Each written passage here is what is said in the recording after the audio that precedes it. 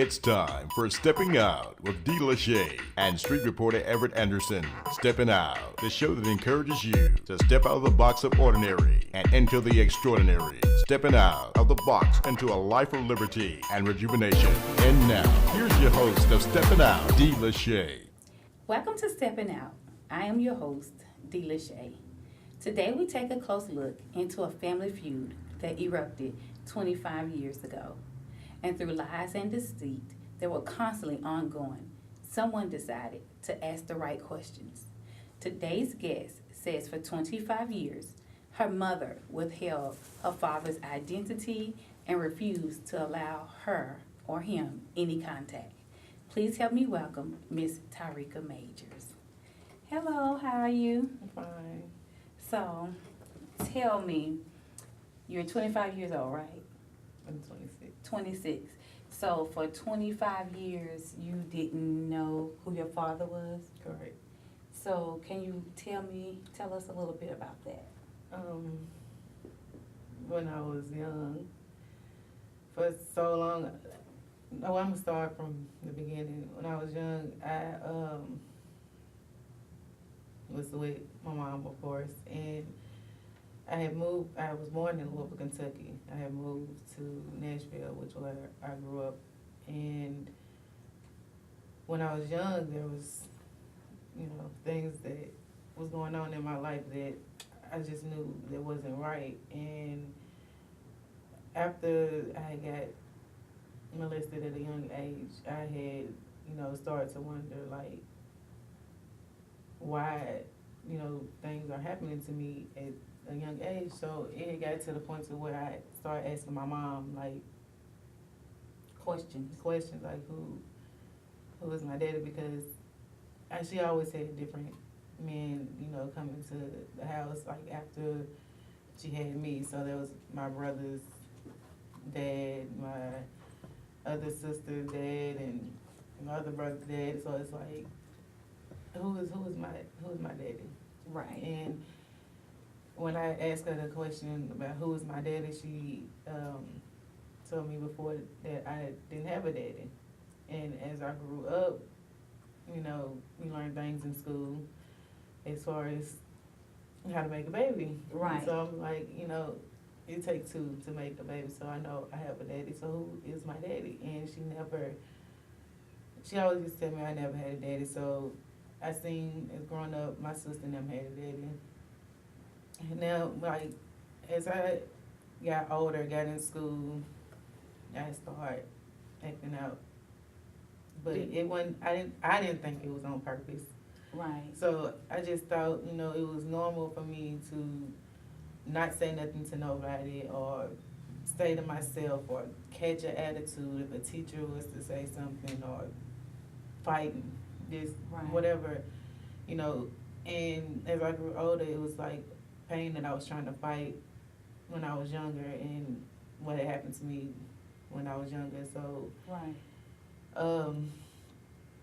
My mom, it was like,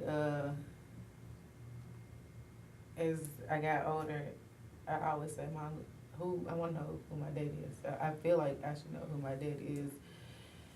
And she always say, well, your daddy's in jail. He always been in jail, and I don't know how to get in contact with him. Or she'll be like, I call your uncle, your auntie, somebody that stays in Louisville to get in touch with him for you.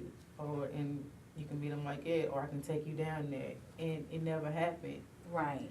And She just always felt like she was just putting you off? yeah, this how it felt. Like, I feel like she didn't want me to meet him at all. At any point, did you ever tell her how it was making you feel, or did you ever explain how important it was for you to know your dad, or you just asked? I just asked because then I didn't know how important it was for me to meet my daddy until one of my friends that I was really close with a while ago, and we had got together. She sat me down and was telling me, you've been going through a whole lot in your life, so maybe you should try to connect with your daddy and get to know him more. Maybe it can help you through what you've been through when you was young, or maybe y'all can try to build a relationship now. Then I was thinking, I was like, yeah, you know, you're right. So Right. I got in touch with I asked Mom again, can she get in touch? She said she'll see. And I was like, okay, you know what? I'm gonna try to do it myself. So my uncle Rico, he stays in Louisville, Kentucky, and I had got in touch with him through Facebook and messaged him. I was telling him, you know, I've been going through so much, Right. and I got so much that I need to, you know, let go and get off my chest. Is there a way that you can get in touch with my daddy? That find him, number, something. So did you ever even know what his name was? All I knew was JJ. And Okay. then A nickname. a nickname, and then she ended up telling me it was James Walter Willis, and I was like, okay. I tried to get on Google him and everything, and it did nothing come up with so many people by their name. So Right. I had asked my uncle, and it wasn't but 2 days later he inboxed me with his number, and And this uncle was your mother's brother? my mom's brother, and like she always told me that she asked him, they was like they ain't seen him, they don't know where he at, or don't nobody know where he at. So I said, okay, let me try to do this myself, and Right. he came back with the number, no problem. And So do you think over all these years, did you ever feel like the family kept a secret from you, or was it just your mom? kinda, sorta, because I feel like now that I did meet my daddy, or know I got to talk to him, it's like everybody was like, yeah, your mom should never done what she done. She should have got you to me. I'm like, Now okay. they're speaking up about it. Now they want to but speak about it. For but 25 it's years, like, no one had anything to say. No. So tell us, what are some of the things that you experienced or went through during this time growing up without your father around? Like I said, I have one of my mom's ex-boyfriend had molested me when I was young, and it's every time, because my mom used to be gone all the time, like she was never there, and I feel like I never started staying with her until at least like I was 6 or 7 years old, and when I did start staying with her, that's when it started happening. And then it's like when she was always gone, he was always there. It would be me, my sister, and my little brother. And he always would want to play a game of hide and seek. And when we'd play a game of hide and seek, my little brother and my little sister, they would go hide. But he would always want me to come with him to, you know, do the counting and act like we finna go find him. And once that happened, we always go downstairs. I just remember the situation like it happened yesterday. Like we'll always go downstairs, and he always have a bottle of lotion or whatever, and it, you know, what happened. And after it happened, I always cry, and he always be like, you better not tell nobody. Tell somebody I'm gonna kill you and I'm gonna kill your mama. I was like, okay. You know, so I never said anything about the situation, but it just kept happening. And once it did stop happening,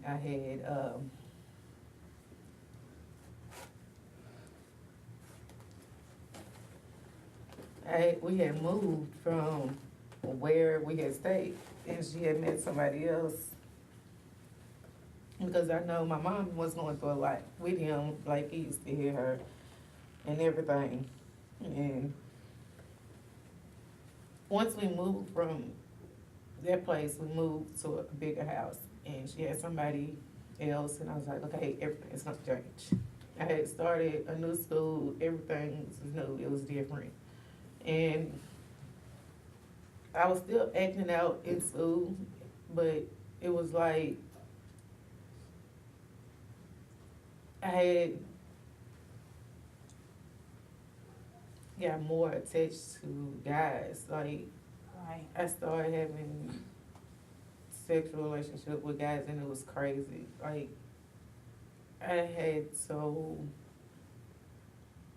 many sexual relationships with so many different Just guys. had a lot of things going on as a result of what you had experienced at such a young age. And I felt safe. Like, I started high school and everything was fine. And, you know, as I said before, I always stayed in trouble in school. So it had got to a point where my mom's other boyfriend, his uncle, came to stay with us. And I always stayed in trouble in school.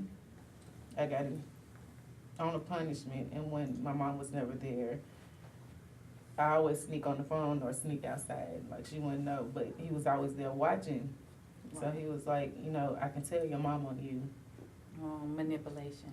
And Hold that thought for just a second.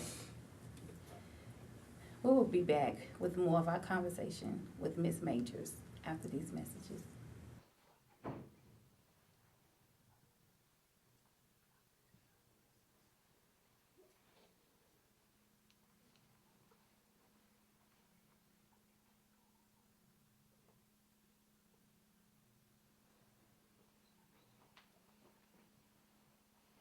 My name is Vince Dixie, and I work with Bail You Out Bonding. When you're in jail and you need someone to listen to your story, we are the caring and compassionate bondsmen that you can trust. Here at Bail You Out, we do nationwide bonding. We have late night, overnight bonds because we're open 24 hours a day, 7 days a week. We accept major credit cards and cash, and we're here to serve the public.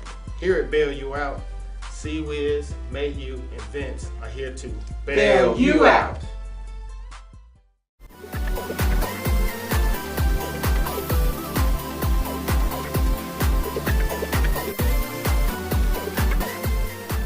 Welcome back to Steppin Out. We will continue our conversation about the family divide with Ms. Majors.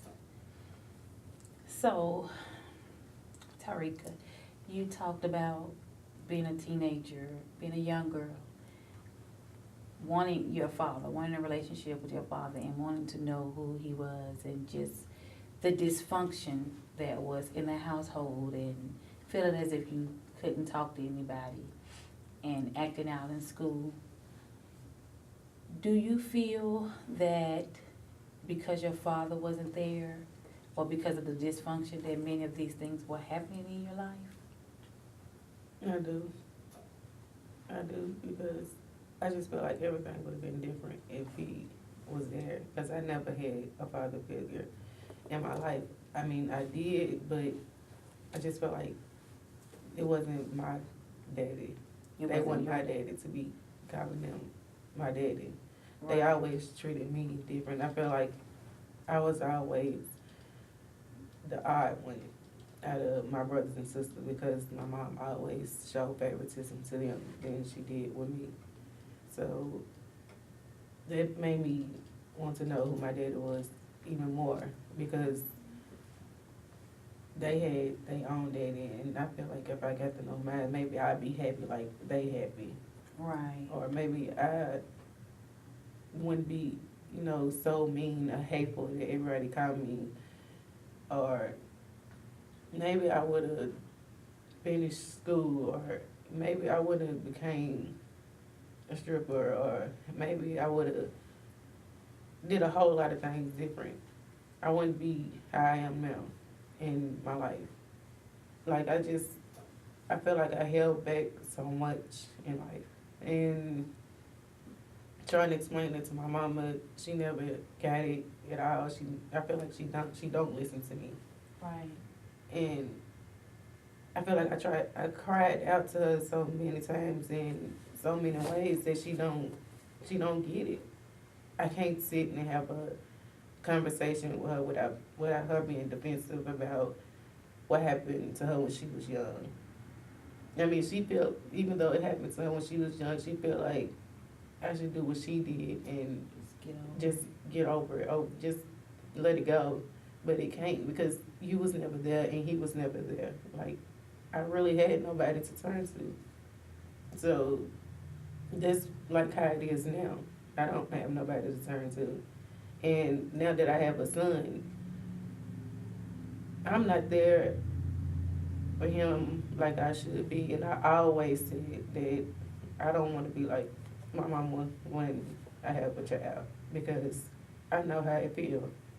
And when I do have my son, it's like he cry for me every time, and it's like I can't take you with me because I don't have nowhere to go. And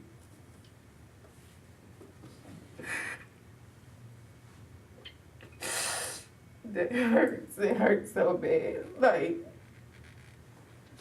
cause my mom side with my baby daddy all the time, being like, oh, you ain't got this, you ain't got that, you should be doing this, and you should be doing that. But it's like I'm trying, and I don't have nobody. I'm out here by myself, and I'm trying to do everything by myself. And every time I ask you for help, it's like you can't do it. You got something to do. Like, she don't even keep my son. He's 5 years old, and he cries to go with her. And it hurts. It hurts so bad. Let me say this, and this don't have to do with camera. This don't have to do with Steppin Out talk show, anything. This is me. I've been you. I've been that girl that wondered, who her dad was. I've been that little girl molested with the hide and seek game. I've been that girl that not necessarily acted out in school, but I've been that young girl that danced and stripped, that had the same story that you have. I've been that girl that was so wild that she financially provided everything for her daughter, but was just so busy kicking it. I was her. So I can say to you that even if mama never get it, mama may not understand, because guess what? Mama has her own demons that she's never addressed. And I'm not saying she has demons, but she has her own issues that she's never looked at and faced and took a real good look in the mirror. But that doesn't mean just because mama hasn't looked at her issues, that doesn't mean that you can't be free. You understand what I'm saying? You have to fight for your freedom. So that, guess what? You break the cycle. You have to break the chain of the dysfunction with your mom. And she may have had dysfunction in her household growing up from her grandmother. I don't know. Maybe you don't know. But the cycle of dysfunction and the pattern, it continues. And so many people walk around, young women, hurting from rape and molestation, and so many suffer in silence. Statistics show 1 in 4 women have been raped, molested, or fondled, been violated. And so many, never speak up or never say anything. And the effects of it come out in some form or area of their life. So what I'm saying to you is, hold your head up. And just because I strip, it doesn't mean I'm not intelligent. It does not mean that I don't think I have value. It does not mean that you don't have worth. This is just what you may be doing or done at that moment because you feel like that's all you could do to get to that next level. But you don't have to stay there. You have to be living that lifestyle is hard because you're used to a certain lifestyle or a certain amount of money, and telling someone to go get a job at McDonald's, it's not always easy. Mm-hmm. Making a little bit of money at McDonald's when you're used to making a certain amount of money, in a club. But what I would say to you is, you have to fight. Even if it means losing your car, even if it means losing everything. Can I tell you the real truth? I slept in the dark. When I stopped dancing, I couldn't pay my light bill. I slept in the dark. But I had a cousin that was determined that I wouldn't go back to that lifestyle, that him and his wife came and slept in the dark with me. The only reason I had a roof over my head is because I was living in an apartment that my parents owned. I lost my car. I was on a city bus. But I was determined that there was more worth in me than to take my clothes off. I had just that much determination. I couldn't continue to look at myself in the mirror and know that I'm doing this and I'm better than this and I hate it, but I don't know no other way. So I'm saying to you that you can make it. And mama may not be able to help you because she may still be broken on the inside. But that don't mean you have to hold your head down or you have to stay in that situation. Okay? So, every day you get up, you look for your job, you save your pennies, you embrace your son, even if it's taking him somewhere that's free, you know? So now you're able to talk to your dad? Yeah, I have.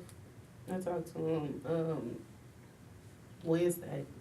Your aim every day should be to build those positive relationships.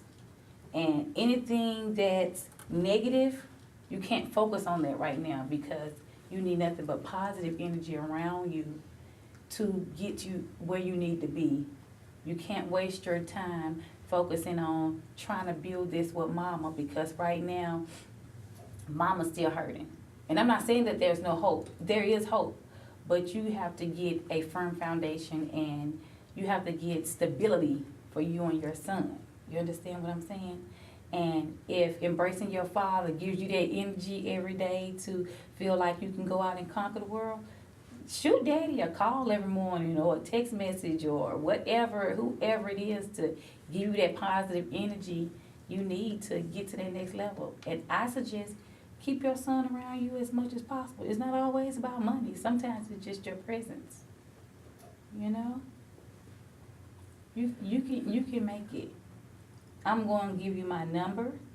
I'm going to leave you my phone number so you can contact me at any time. You're in Nashville. I'm just a little bit outside of Nashville. So, hey, this is from someone who's been Tyrika a little 15 years ago without telling my age. So I've been you. I am you. I'm just you on the opposite side. So when you have days where you feel like you can't make it or you can't see your way through, you just say, you know what? I seen myself 15 years from now. I've seen it in the form of somebody else if I don't give up. I'm you. And it may not be 15 years. It may be 5 years. It may be next year. But I'm you on the other side of this. You are the beautiful girl that can be beautiful with her clothes on. Okay? Choose Venue 109 for your next event. Our #1 priority is to fulfill our customers' vision, a virtual blank canvas. Venue 109 can be transformed to meet the requirements of your event, whether you're having a corporate gathering, wedding, or birthday party. We also offer catering. Venue 109 is located in North Nashville, across from Rivergate Mall. Give us a call at 615-999-6528 or visit us at www.venue109.com.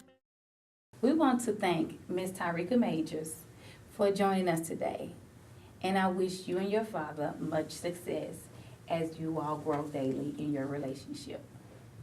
If there is anyone that would like to assist Ms.Tyrika Majors by sending gift cards or any other form of donation or sponsorship, please feel free to send it to the information at the bottom of our screen, and we will be sure that she gets it. We will also be following up with Ms. Majors really soon so you all can see her progress and how she has grown. Until next time, I'm dlashay, and this is Steppin' Out.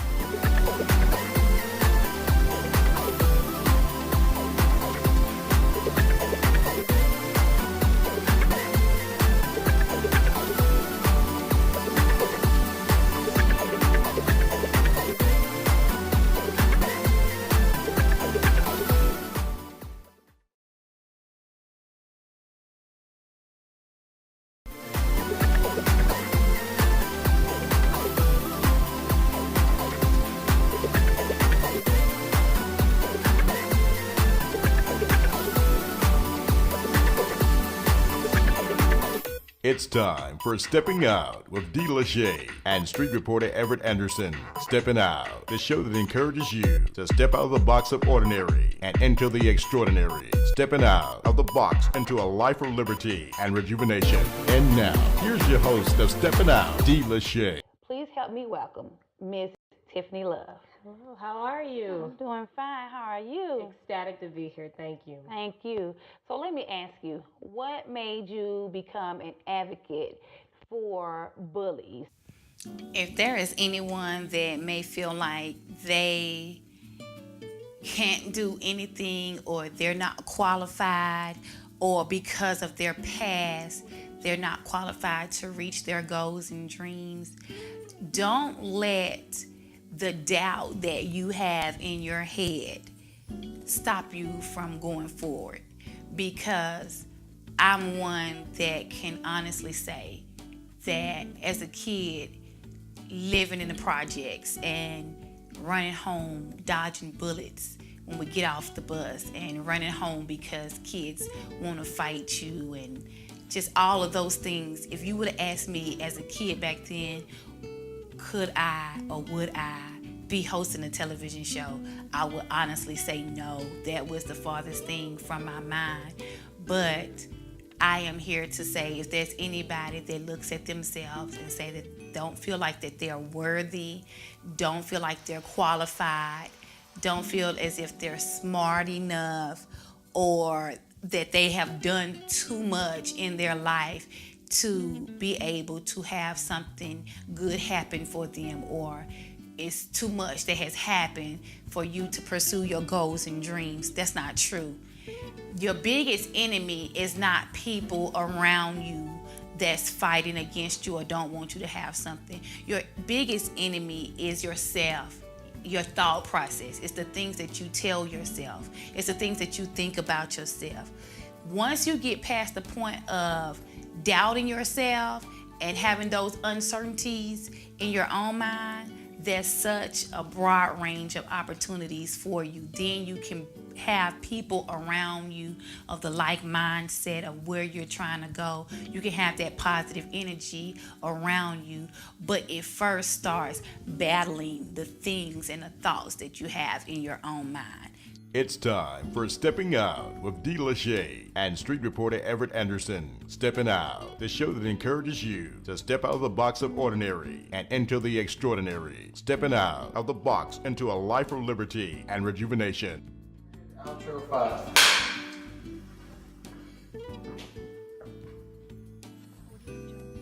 Welcome back to Stepping Out.